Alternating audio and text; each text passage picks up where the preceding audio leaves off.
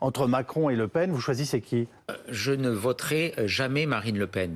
Il faut une alliance, c'est le sens de la Ve République. Une alliance avec qui, nous le faisons. Éric Ciotti? Une alliance avec Marine Le Pen, clairement, c'est ce que vous nous annoncez? Une alliance avec le Rassemblement national, avec ses candidats. Le Front National, le Rassemblement National est historiquement l'adversaire, voire l'ennemi de la famille gaulliste. Pour des raisons historiques qui plongent leurs racines très loin d'ailleurs. Vous nous parlez à titre personnel, oui.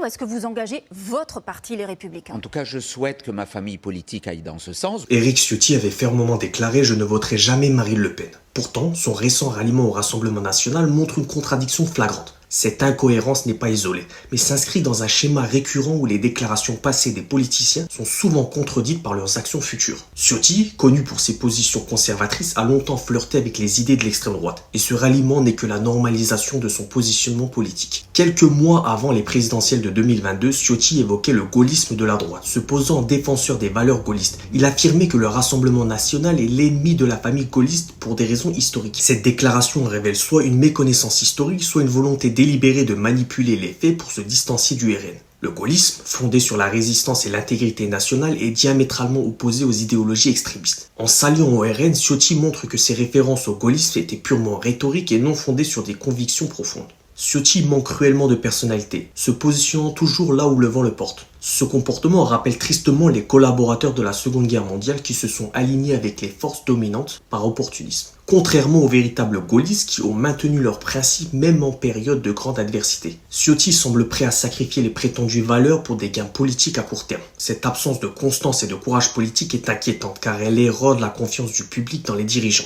Le ralliement de Ciotti au RN a suscité des réactions vives, notamment de la part de Sandrine Rousseau, du Parti écologiste. Elle a publiquement critiqué Ciotti devant le siège de son propre parti, illustrant le mécontentement et la trahison ressentis par de nombreux citoyens et politiciens. Cette scène souligne la fracture au sein des politiciens et le mépris croissant envers les politiciens perçus comme opportunistes et dénués de véritables convictions.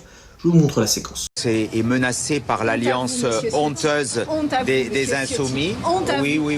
Vous ne méritez pas le nom qui est inscrit sur votre façade, monsieur. Votre diatribe m'honore, madame. J'avais pas vu que c'était elle. En résumé, le ralliement de Éric Ciotti au RN est un exemple classique de la volatilité et de l'opportunisme qui caractérise une partie de la classe politique française. En reniant ses déclarations passées et en s'alignant avec un parti qu'il avait auparavant dénoncé, Ciotti démontre une absence de principes solides. Cette situation souligne la nécessité pour les électeurs de scruter attentivement les actions de leurs représentants et de tenir compte de leurs histoires de cohérence et de fidélité à leurs propres déclarations. Bref, dites-moi ce que vous en pensez en commentaire, bien sûr, toujours dans le respect.